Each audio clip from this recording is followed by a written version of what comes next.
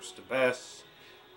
Now, this is going to be probably the shortest ranking because I've said pretty much everything I need to say on each of these movies, but I'm going to try and rank all 24 of them from worst to best. This was the toughest ranking out of any ranking I've ever done because there's 24 movies and 6 different actors.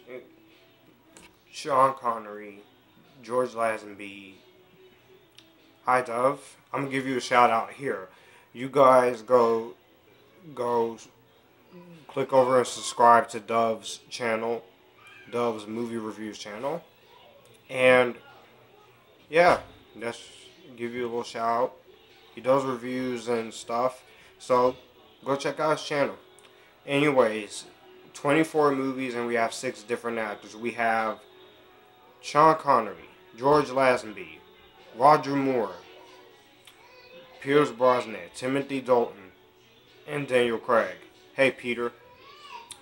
And this ranking was very, very tough. You're welcome, Dove. This is was a very tough ranking for me to write out because I like all of them, but I do have a least favorite in this, and we're about to talk about these films right now.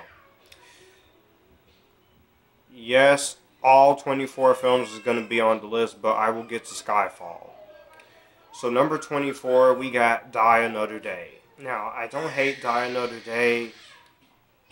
There are some good parts about it. It's pretty entertaining for the most part, but Halle Berry is one of the weaker James Bond girls, but I did like her. I didn't really care for the villain, and I didn't really like Rosamund Pike in this movie.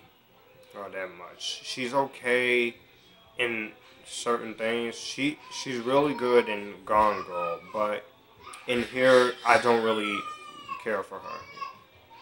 And there is a little bit too much CGI, and it was the 40th anniversary of this movie, but I will give this movie credit where credit is due.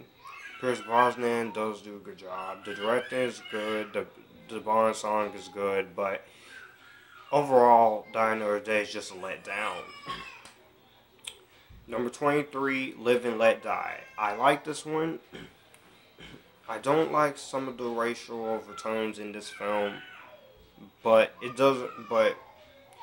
I can forgive it because the movie is still pretty good. And you also had one of my favorite Bond girls in the entire series, which I'll do a top 10 Bond girls video, and I'll tell you who all the Bond girls are. So, yeah.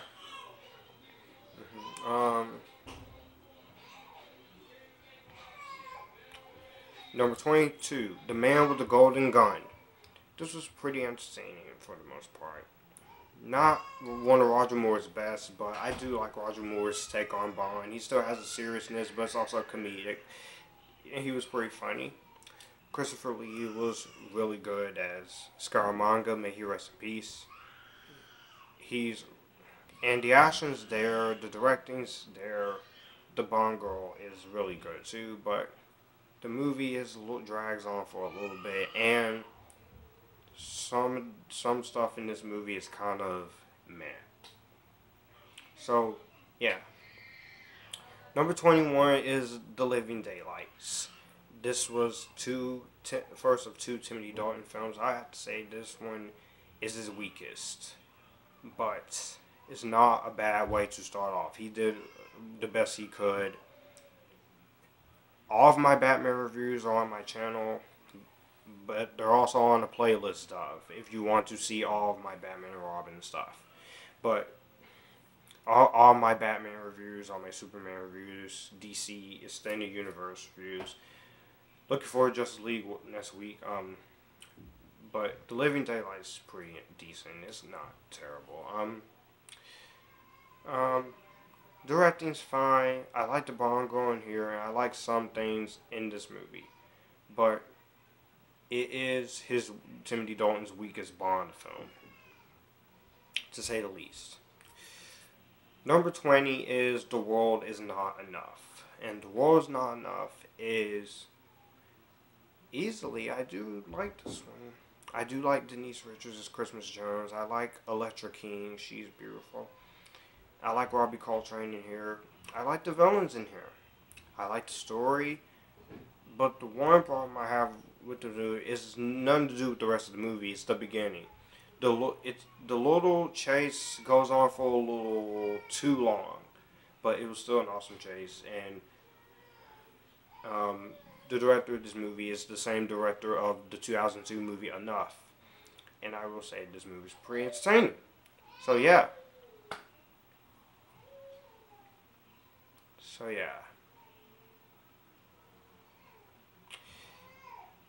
Number 19 is A View to a Kill. This is the last film in Roger Moore's career as Bond. May he rest in peace.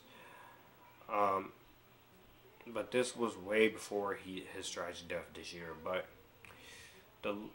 A View to a Kill is pretty good end to the series. Not the best ending, but still enjoyable. I think it's pretty decent. It's fairly entertaining. It's fairly watchable at best. I can say that it is watchable. Number 18 is Octopussy. That's the actual name of the title. This is a not a bad movie. It's pretty entertaining. It's pretty solid. But this movie, I don't understand. Well, Dove, I have done some collaborations on my channel before. You can check them out. Anything you want to collaborate on, a top 5, top 10, or review or something, or a film franchise ranking or something, yeah, I'll collaborate with you. You just tell me what it is. Top 10, movie review, or ranking, or something. So yeah. This was Bond movie number 13. Was pretty entertaining. It's fairly enjoyable. I do like the girl in it. Like the action. I like the direction, but it is not that great of a film. Number 17, we have Tomorrow Never Dies. And Tomorrow Never Dies is pretty interesting. I like Wildland, Michelle Yeoh, awesome Chinese actress and Chinese girl in the movie. I like how this movie starts. I like how everything comes together, and Pierce Brosnan is just great. I also like Terry Hatcher as well. Terry Hatcher was great on this last season's Supergirl, but she was so evil. But that's how she was. But here in Tomorrow Never Dies, she's really awesome. And I did enjoy some the action nevertheless. But this is kind of long, and some CGI is a little dated, but they're starting to get into use CGI. Number 16, we have License to Kill. This is the second and last Timothy Dalton movie. And this is by far the best, the best one with him in it. He's on revenge to save his friend, to get revenge on the people who killed his friend. That was awesome. I enjoyed that aspect of it. I didn't have a problem with it. It was pretty fairly awesome, insane, fantastic, and really did dig what they were doing. And yeah, License to Kill was awesome. Number 15 is the first James Bond movie, Dr. No. Great start to the series. I love everything about it. The very first Bond girl, she's great. I don't really care for Mega Shark versus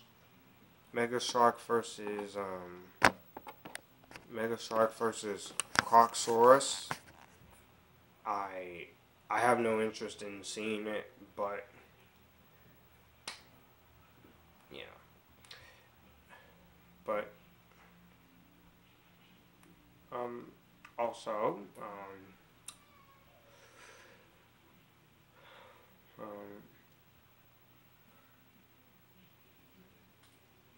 Dr. No is just great. It's awesome. It's insane. I love the first title sequence, how this movie starts out. Ursula Andress, the very first Bond girl, gorgeous. And I really enjoy Dr. No. Number 14 is The Only One with George Lazenby on Her Majesty's Secret Service. This was okay at best. A little too long, didn't really care for it too much, but it was watchable. Of course, I'm gonna have to have it in the James Bond collection, on which I found the collection with Spectre on Blu-ray. So yes, and they all have special features. So you're not gonna hear me complain about that. But on Her Majesty's Secret Service, I think it is the weaker child, but George Lazenby did a good job. And he's quite underrated, actually. Number 13 is You Only Live Twice with Blofeld. Fifth one, this is pretty entertaining. Roald Dahl wrote this, the writer of Willy Wonka and the Chocolate Factory novel. This was a pretty entertaining one with Sean Connery. I do like it. It's fairly entertaining. The action is cool. The Bond title sequence is cool. And Sean Connery and the Bond girl in here are just fighting people. Fighting the bad guy, fighting that good fight. Pretty awesome. Insane.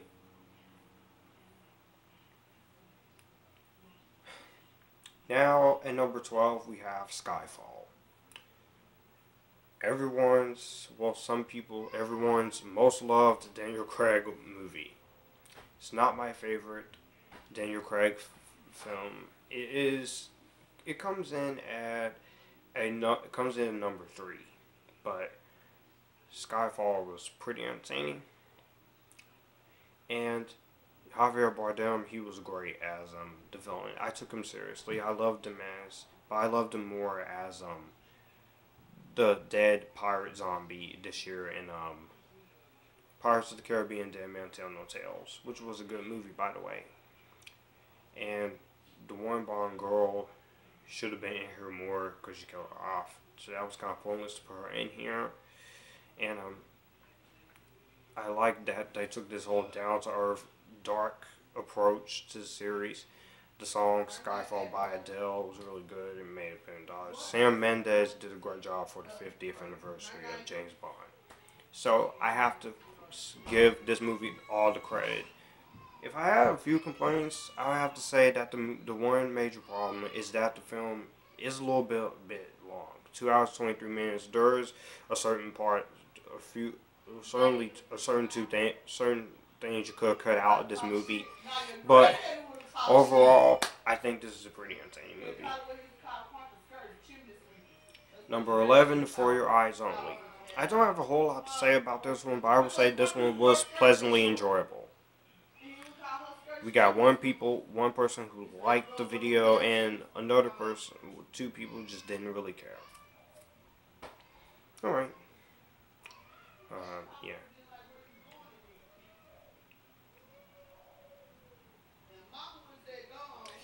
Number 10 is Moonraker. It's a pretty fairly entertaining and best. The space idea is kind of crazy, but I do enjoy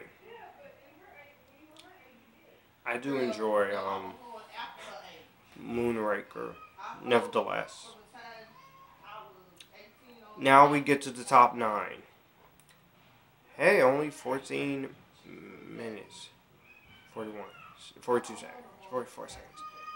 Number 9 is Spectre. Spectre is pretty awesome. I like Spectre. I do have some flaws with it. It is a little too long. It is a pretty tough act to follow after Skyfall. Monica Bellucci should have been the main Bond girl. I like Lea Seydoux in here, but Monica Bellucci should have been the main Bond girl. But I did read an article on HeroicHollywood.com, and she says that she's open to coming back. And I do want to see Monica Bellucci come back and get more screen time, because she's one of my favorite Bond girls, and I like Monica Bellucci. She's a gorgeous Italian woman. But the action's good. Daniel Craig is still doing his thing. But the movie is a bit predictable, if you know what I mean. I do like that title sequence though, and the song "Writing on the Wall."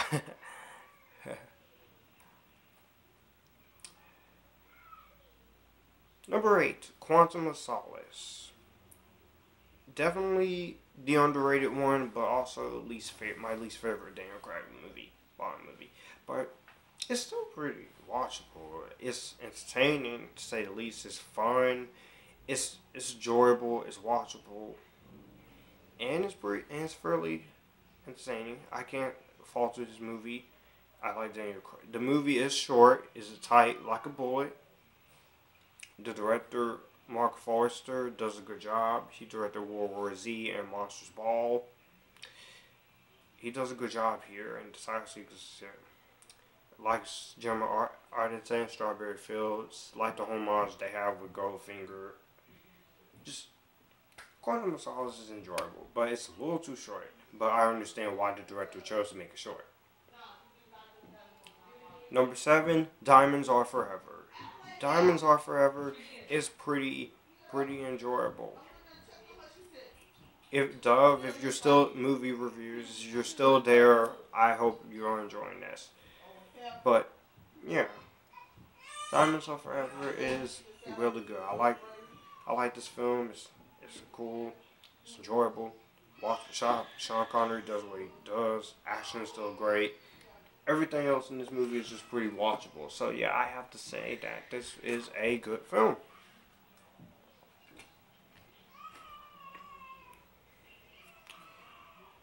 Number 6 is Thunderball.